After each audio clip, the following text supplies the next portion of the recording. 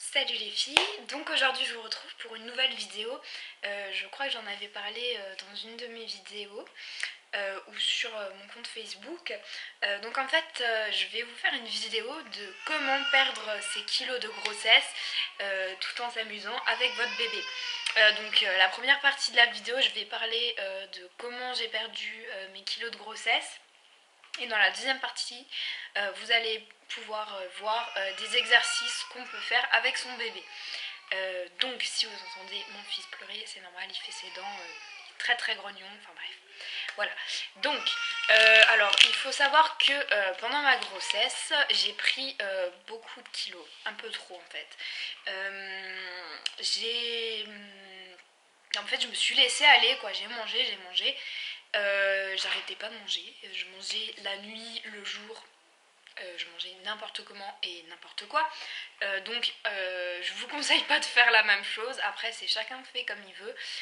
Moi, c'est vrai que vu que j'étais enceinte, je me disais bah et voilà, maintenant c'est comme ça. Tu vas tout le temps, tu vas de toute façon te bouffer des kilos dans le ventre, dans le bide, dans le cul, enfin bref quoi. Donc bah assume, si le bébé il a faim, tu manges, voilà. Donc ça c'était mon propre opinion. Après chacun fait comme il veut. Donc voilà. Alors ce que j'ai donc oui donc j'ai pris combien de kilos non ouais 20 kilos 20 kilos pendant ma grossesse, donc c'est quand même c'est pas mal quoi. Mais dites-vous bien que quand on est enceinte, en fait, il y a environ 10 à 11 kilos de liquide amniotique dans votre ventre. Donc, si vous avez pris 10 kilos au début de votre grossesse, genre déjà à 1, 2, 3 mois, là c'est sûr que c'est pas vraiment du liquide amniotique. On va dire il y a une partie de liquide amniotique, mais le liquide va pas peser 10 kilos alors que vous êtes qu'à 3 mois de grossesse. Donc là c'est effectivement parce que vous avez trop mangé. Voilà. Mais c'est vrai que si vous commencez à en prendre 10 vers la fin, vous pouvez être sûr que c'est vraiment le liquide amniotique parce que ça pèse très lourd mine de rien. Plus le bébé, il pèse, enfin il fait aussi son poids quoi, il fait entre 2 à 4 kilos, ça dépend des bébés. Donc il faut aussi compter le poids du bébé. Une fois que vous accouchez, pardon je suis encore malade, ça traîne. Voilà, une fois que vous accouchez, vous perdiez donc les 10 à 11 kilos de liquide amniotique en général quoi. Enfin moi c'est ce que j'ai perdu, je me suis renseignée, c'est vrai que d'autres copines pareil, hein, elles ont perdu au moins 10 kilos sur la balance après avoir accouché. Voilà. Ensuite bon bah alors il reste les 10 autres kilos et à remuscler tout votre corps quoi, parce qu'en fait vous avez eu quand même un bébé dans le ventre qui a étiré votre peau, mais vraiment c'est comme si votre peau elle était admettons comme ça, et qu'en fait on a fait comme ça avec. C'est tout à fait ça. Donc il va falloir tout remuscler, tout étirer, voilà. Bon alors je tiens à préciser, cette vidéo concerne vraiment que celles qui veulent perdre, qui veulent refaire des... retrouver leur corps, on va dire, leur corps de rêve. Voilà. Je promets pas non plus un corps de rêve après cette vidéo, mais on peut y arriver. Donc, alors, ce que j'ai commencé à faire, donc, j'ai eu une césarienne. Alors déjà, j'ai pas eu le droit de vraiment reprendre le sport tout de suite. Normalement, on conseille 4 mois après la grossesse pour reprendre son sport. Alors moi, je me suis dit, mais punaise, c'est trop long. Voilà quoi. Puis en plus, moi, j'avais envie de retourner bosser au moins pendant un mois pour sortir un peu, pour m'aérer, parce que c'était vraiment beaucoup d'émotions pour moi d'être enceinte. C'était pas facile, hein. Chacun vit sa grossesse vraiment différemment, mais pour moi c'était pas facile du tout. Donc j'ai eu envie de retourner bosser et j'ai fait un boulot vraiment très très intensif pendant un mois. C'est bon, je vous le conseille pas parce que normalement, comme j'ai dit avant, il faut attendre 4 mois avant de refaire du sport. Mais voilà, donc j'ai commencé un mois après. Ensuite, pour le vrai sport, là j'ai quand même attendu les 4 mois. On va dire j'ai quand même, pour me remuscler, etc. J'ai quand même attendu 4 mois. Voilà. Alors, ce que j'ai fait, mon tout premier conseil, excuse-moi, je regarde juste le visage. Ok.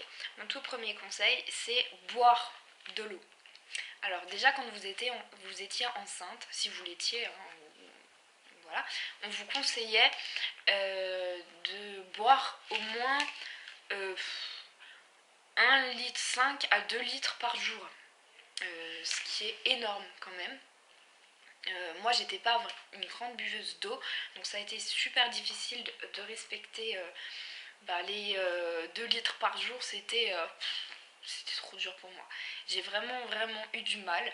Mais une fois que je me suis habituée à boire toute la journée, ben ça a été en fait. C'est devenu vraiment un rythme.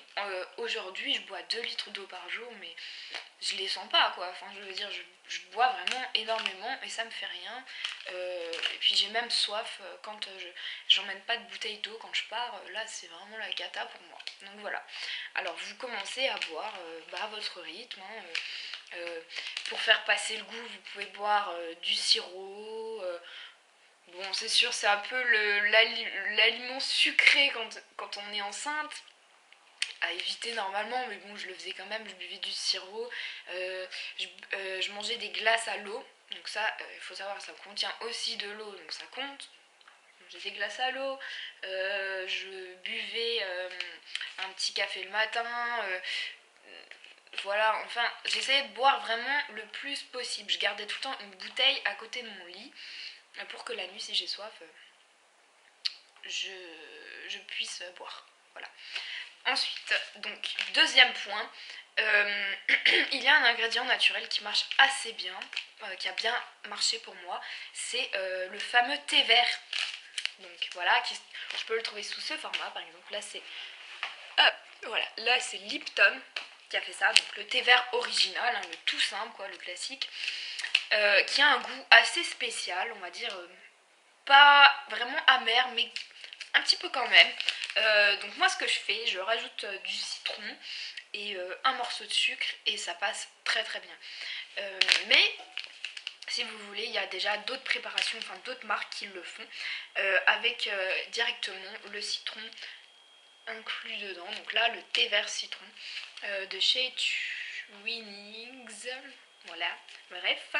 Et j'en buvais, on va dire, 3 par jour.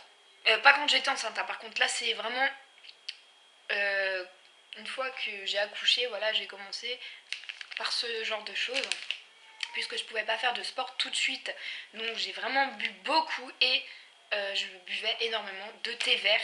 Parce que, pourquoi le thé vert déjà? Parce que ça fait beaucoup éliminer. C'est incroyable comme ça fait éliminer. En gros, vous allez pisser plusieurs fois par jour. Pas comme quand vous étiez enceinte, hein, je vous rassure. Mais vous allez pisser vraiment beaucoup. Donc évitez le soir, en fait, avant de vous coucher, évitez. Si vous voulez pas courir aux toilettes pendant la nuit, voilà. Mais après, chacun fait comme il veut, ouais, à votre guise. Ensuite, troisième conseil. Alors là, c'est le conseil le plus dur, enfin ça a été le conseil le plus dur pour moi. Arrêtez tout ce qui est sucré, déjà ça, et tout ce qui est salé. Ah, c'était horrible parce que franchement, je suis une grosse gourmande et j'aimais beaucoup manger entre les repas des petits gâteaux, du chocolat, du Nutella. Alors ça c'est mon ennemi number one, le Nutella. J'en bouffais à cuillère, c'est dégueulasse, je sais, désolée. Mais voilà, j'en bougeais beaucoup. Et donc j'ai arrêté tout ce qui est sucré, tout ce qui est salé. En gros, bon, alors les plats, après, habituellement, il y a quand même du sel dedans. Enfin, certains aliments contiennent quand même du sel. Vous les mangez quand même, mais vous ne ressalez pas par-dessus. Tout simplement. Donc pendant 4 mois, j'ai fait ça. Je n'ai plus mangé de sucré et plus de salé. Donc ce que je mangeais pour combler ma faim quand même, je mangeais des yaourts nature ou aromatisés à la limite, mais à 0%. Je mangeais, alors j'ai trouvé un super bon parti quand j'avais des petits creux et que j'avais faim.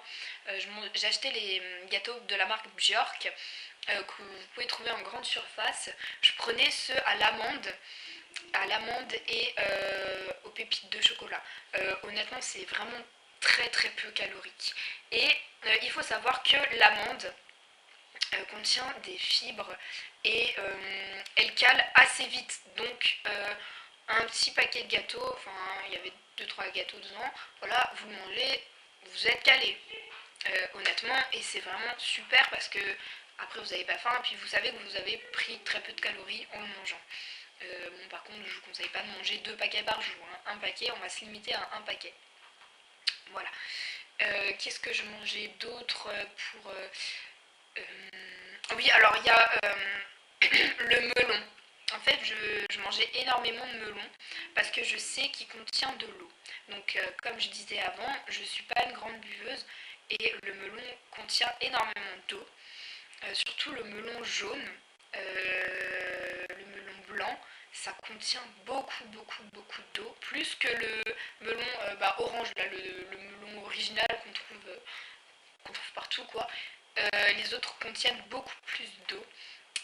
Donc j'en mangeais et j'adorais ça, quoi. Et puis du coup, ben voilà, ça fait pas grossir et vous avez votre apport d'eau dans la journée. Voilà. Ensuite, quatrième conseil. Donc là, ces conseils, on va dire, là vous allez devoir forcément bouger votre cul. Bon, je prends des mots crus, mais vous allez forcément devoir bouger votre cul pour que ça marche. Alors, j'ai fait du sport. Bon.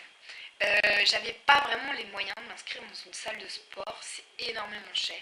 C'est voilà, quand on a un bébé, on a un autre budget, et même quand on est ado, je pense qu'il y aura d'autres personnes que des mamans qui vont regarder cette vidéo, donc même quand on est ado, on n'a pas les moyens d'aller faire un abonnement à la salle de sport, 200 € le trimestre, merci quoi.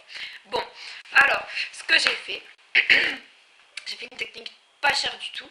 J'ai acheté un tapis de sol. Euh, on peut en trouver un peu partout, on va dire dans les magasins un peu sportifs, Decathlon, ce genre de trucs. Mais si vous n'avez vraiment pas le budget non plus pour un tapis de sport, mais no panique, vous prenez une de vos couvertures, vous la mettez par terre. Une couverture quand même un petit peu épaisse, on va dire, ou sinon vous prenez la couette de votre lit et voilà. Alors, on va passer au premier exercice. Donc, on met bébé sur soi, sur le ventre ou sur le bassin, enfin le bas-ventre, quoi, le bassin. On colle ses talons au sol et on va lever en fait, enfin on tient en même temps le bébé. Et donc on lève ses fesses comme ça, 10 fois, en gardant bien les talons au sol. 3, 4, 5, 6, 7, 8, 9, 10. Donc en fait là j'ai pas retouché à chaque fois le sol avec mes fesses. Il faut à chaque fois garder bien les fesses en l'air. Donc ensuite on va mettre bébé comme ça. Et on tient. Habituellement Léo, voilà, il a l'habitude. Donc voilà, hop, et on lève. 1, 2, 3, 4, 5, 8, 6, 7, 8, 9, 10. Voilà, donc normalement vous pouvez en faire 15, là on va faire assez vite pour vous montrer à peu près tous les exercices qu'il y a à faire. Donc ensuite, on la met sur une jambe, on colle sa joue sur sa jambe, voilà. 1, 2, 3, 4, 5, 6, 7, 8, 9, 10. Et vous faites pareil de l'autre côté. Ensuite, bon, alors si vous n'avez pas de tapis avec les petits barreaux, c'est pas grave, mais vous le mettez debout. Léo, il aime bien s'accrocher aux petits barreaux. Voilà, comme ça, chérie. Accroche-toi. Voilà. Et donc, vous commencez avec votre jambe. Donc cette fois, le bébé, il va pas travailler, il va juste rester sur vous. Ça va être un moment un peu rigolo. Et donc, vous levez votre jambe comme ça. Tac. 1, 2, 3, 4, 5, 6, 7,